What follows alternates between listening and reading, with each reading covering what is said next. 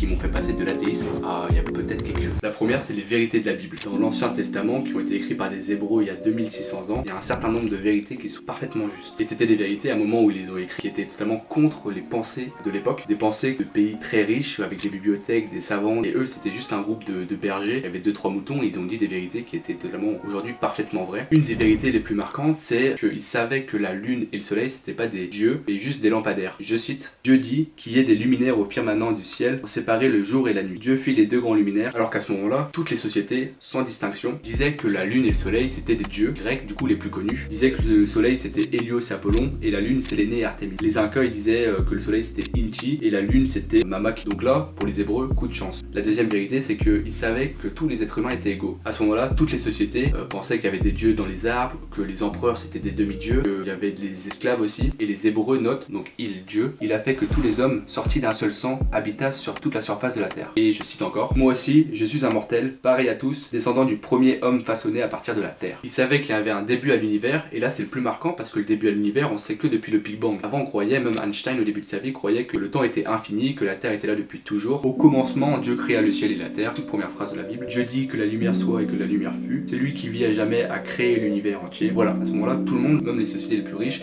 les Sumériens, les Hindous, les Chinois, les Japonais, croyaient que la terre était infinie. Ils savaient que l'univers s'usait avec le temps. Ça c'est incroyable. Les cieux se dissiperont comme la fumée, la terre s'usera comme un vêtement. Incroyable. La terre s'usera comme un vêtement, c'est marquant. Et ça on sait que la terre s'use et que l'univers s'use et qu'il va vers sa fin que depuis la thermodynamique. Incroyable. Et il y a d'autres vérités que celle-là. On savait que le monde n'a pas été créé d'un coup mais progressivement. L'homme est apparu en dernier dans le processus de création. L'Euphrate qui est en train de s'assécher. Je vous mets des liens dans la description pour aller vérifier par vous-même, c'est incroyable. Deuxième partie, scientifiquement, la plus intéressante. La théorie du Big Bang, qui aujourd'hui est validée et approuvée par tous les scientifiques, nous donne et nous apprend qu'il y a un début à l'univers. Le Big Bang a été formé par un esprit intelligent ou un dieu créateur, c'est la même chose, par la matière qui a toujours été là. Ça, ce serait la thèse matérialiste du coup. Et avec la théorie de la relativité d'Einstein, on sait que l'espace, le temps et la matière sont dépendants des uns des autres. Si on en enlève un, les deux autres n'existent plus, peu importe celui qu'on enlève.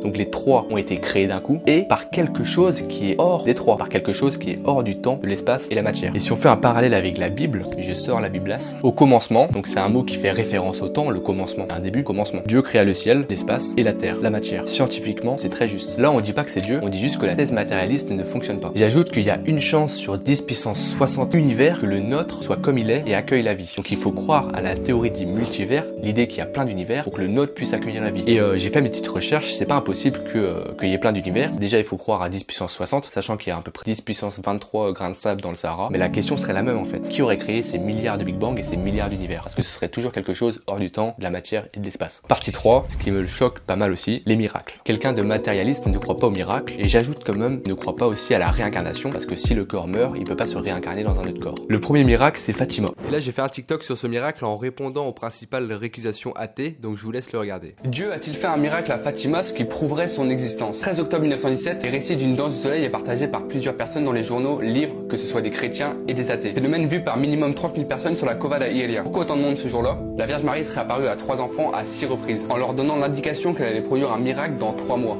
Lors de la 3e apparition, les enfants voyaient la Vierge Marie tous les 13 du mois à la même heure au même endroit. Le 13 octobre à midi heure solaire au même endroit, phénomène inexplicable. Dizaines de récits de chrétiens et d'athées présents ce jour-là expliquent voir une danse du soleil. Explication numéro 1, c'est un coup monté de la religion chrétienne ou des enfants ou de l'État. Mais les trois en même temps parce que je vais utiliser les mêmes éléments de réponse. Faire danser un soleil, c'est pas le phénomène le plus simple à mettre en place. Lucia, une des 3 enfants, a donné sa vie à Dieu. Donc un mensonge lui aurait vraiment tenu à cœur de là à donner sa vie pour faire croire qu'elle disait vrai. L'État était anticléricaux, donc contre l'Église. Aucun bénéfice à faire ça. 2, c'est une hallucination collective. Les hallucinations collectives, ça existe, mais pas pour les grandes foules. Ça a jamais dépassé plus de 1000 personnes. Là, on parle de 30 000 personnes. Imaginons que ces 30 000 personnes s'attendaient à voir quelque chose, donc elles ont pris ça comme un miracle. Dans ce cas, il n'y aurait pas le discours de Alfonso López Vieira, athée, qui écrit qu'il avait oublié la prédiction des petits bergers et qui exprime voir un spectacle éblouissant. Explication 3, c'est un phénomène météorologique exceptionnel. Prédit 3 mois à l'avance. Cette idée a été défendue par Diego de Pacheco de Amorim, qui parle des cristaux de glace qui pourraient avoir joué dans la perception des couleurs, mais qui ne justifie pas les mouvements désordonnés du soleil. Il y a certains qui disent qu'il y a eu plein de prédications des miracles qui n'ont jamais eu lieu, et celle-là a fait exception, et du coup tout le monde a vu ça comme un miracle. Sauf qu'il n'y a eu aucune autre prédication de miracle qui n'a jamais été autant sourcée que celle-là. Donc actuellement, soit c'est une raison que j'ai évoquée, mais bon, soit c'est une autre raison, mais j'ai regardé plein de vidéos datées et c'est vraiment les seules raisons qui ressortent. Soit c'est un miracle. Dites-moi ce que vous en pensez en commentaire, je suis très curieux et vous pouvez vous abonner. Mais ces miracles, c'est pas les seuls. Je vais en citer quelques-uns. La Vierge Marie qui est apparue 18 fois à une adolescente à Lourdes, le miracle du couple de Lanciano, la Vierge Marie qui apparaît à Zaytoun en Égypte, les hosties qui se sont multipliées en mars de cette année aux États-Unis. Je vous mets des liens de vidéos et je vous conseille aussi d'aller voir les athées, ce qu'ils pensent des miracles pour avoir tous les points de vue. Pascal nous dit dans Penser en parlant de Dieu, il y a assez de lumière pour ceux qui ne désirent que de voir et assez d'obscurité pour ceux qui ont une disposition contraire. Sachez qu'il y a une réponse à toutes vos questions. Pourquoi les guerres de religion alors? Dieu se suffit à lui-même, pourquoi nous créer? Donc faisons nos recherches et pour beaucoup d'athées comme je l'étais, évitons de répéter les phrases d'athées sans vraiment les vérifier. Perso, moi je vais commencer à lire la Bible est-elle sexiste? Apprenons encore pour essayer de se rapprocher de la vérité. Cœur sur vous.